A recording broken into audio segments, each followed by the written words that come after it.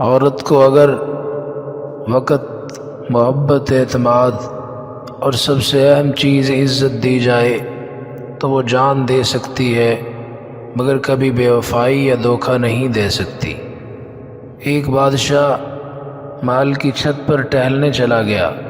ٹہلتے ٹہلتے اس کی نظر محل کے نزدیک گھر کی چھت پر پڑی، جس پر ایک بہت خوبصورت عورت کپڑے سکھا رہی تھی۔ بادشاہ نے اپنی باندی کو بلا کر پوچھا، کس کی بیوی ہے؟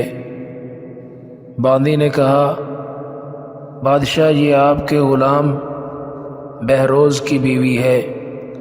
بادشاہ نیچے اترا۔ بادشاہ پر اس عورت کے حسن و جمال کا سحر چھا گیا تھا۔ اس نے بہروز کو بلایا۔ بہروز حاضر ہوا تو بادشاہ نے کہا، بہروز ہمارا ایک کام ہے، ہمارا یہ خط فلاں ملک کے بادشاہ کو دے آؤ اور اس کا جواب بھی ان سے لے آنا۔ بہروز اس خط کو لے کر گھر واپس آ گیا۔ خط کو اپنے تکیے کے نیچے رکھ دیا، سفر کا سامان تیار کیا، رات گھر میں گزاری، صبح منزل مقصود پر روانہ ہو گیا، اس بات سے لا علم کہ بادشاہ نے اس کے ساتھ کیا چال چلی ہے۔ ادھر بہروز جیسے ہی نظروں سے اوجھل ہوا، بادشاہ چپکے سے بہروز کے گھر پہنچا اور آہستہ سے بہروز کے گھر کا دروازہ کھٹکھٹایا۔ بہروز کی بیوی نے پوچھا، کون ہے؟ بادشاہ نے کہا، میں بادشاہ ہوں، تمہارے شوہر کا مالک ہوں۔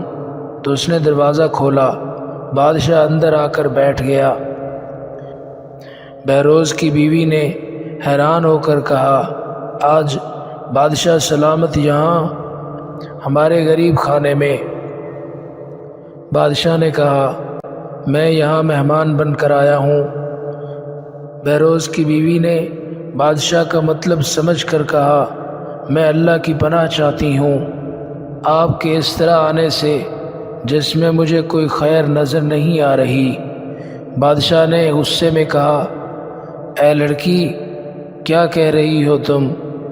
شاید تم نے مجھے پہچانا نہیں۔ میں بادشاہ ہوں، تمہارے شوہر کا مالک ہوں۔ بہروز کی بیوی نے کہا، بادشاہ سلامت، میں جانتی ہوں کہ آپ ہی بادشاہ ہیں، لیکن بزرگ کہہ گئے ہیں، شیر کو اگرچہ جتنی بھی تیز بھوک لگی ہو لیکن وہ مردار تو نہیں کھانا شروع کر دیتا۔ اور کہا، بادشاہ سلامت، تم اس کٹورے میں پانی پینے آ گئے ہو جس میں تمہارے کتے نے پانی پیا ہے۔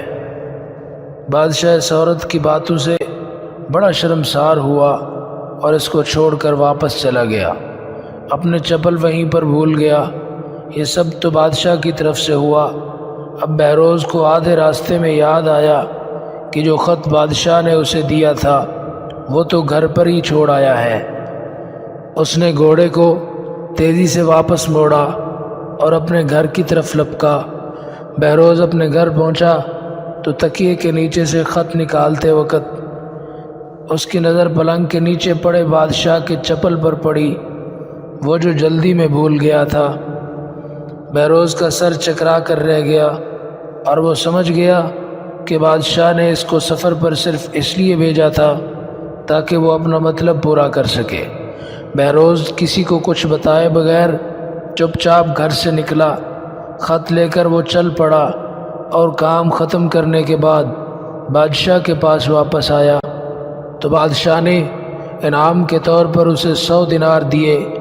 بہروز دینار لے کر بازار گیا اور عورتوں کے استعمال کے قیمتی کپڑے اور کچھ تحائف بھی خرید دیے۔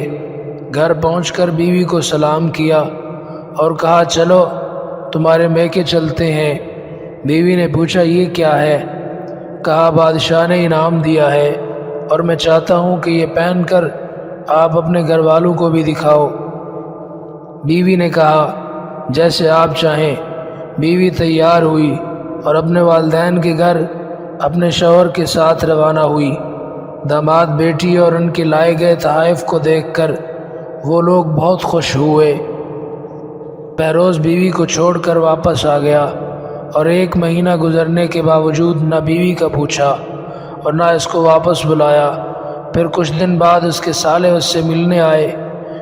اور اس سے پوچھا، بہروز آپ ہمیں ہماری بہن سے غصے اور ناراضگی کی وجہ بتائیں، یا پھر ہم آپ کو قاضی کے سامنے پیش کریں گے۔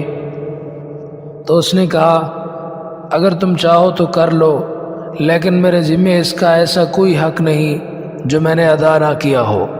وہ لوگ اپنا کیس قاضی کے پاس لے گئے تو قاضی نے بہروز کو بلایا۔ قاضی اس وقت بادشاہ کے پاس بیٹھا ہوا تھا۔ لڑکی کے بھائیوں نے کہا، اللہ تعالیٰ بادشاہ سلامت اور قاضی کو قائم و دائم رکھے۔ قاضی صاحب، ہم نے ایک سرسبز باغ درخت پھلوں سے بھرے ہوئے تھے اور ساتھ میں میٹھے پانی کا کنواں اس شخص کے حوالے میں دیا۔ اس شخص نے ہمارا باغ اجاڑ دیا، سارے پھل کھا لیے، درخت کاٹ لیے اور کنویں کو خراب کر کے بند کر دیا۔ قاضی بہروز کی طرف متوجہ ہو کر پوچھا، ہاں تو لڑکے، تم کیا کہتے ہو اس بارے میں؟ بہروز نے کہا، قاضی صاحب، جو باغ مجھے دیا گیا تھا وہ اس سے بہتر حالت میں نے انہیں واپس کیا ہے۔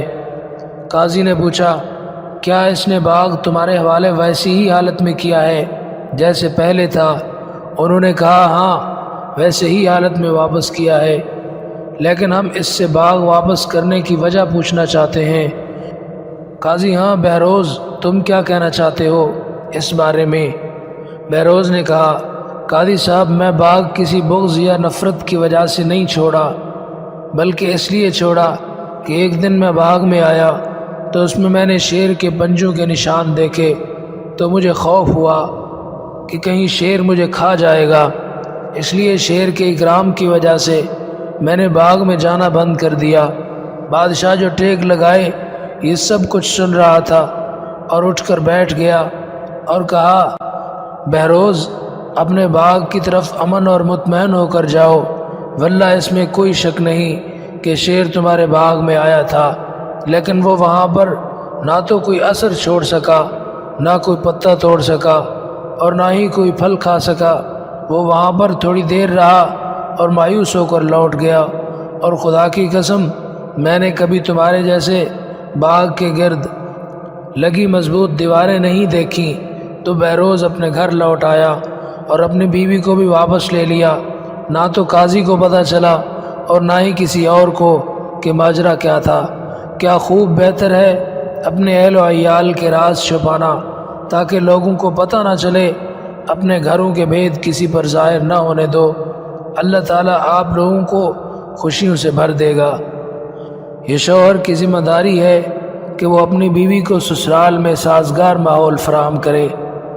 بیوی کو عزت دینے والے مرد عورت کے غلام نہیں ہوتے، بلکہ ایسی عظیم ماں کے فرما بردار ہوتے ہیں جس نے اپنی اولاد کو عورت کی عزت کرنا سکھایا ہو۔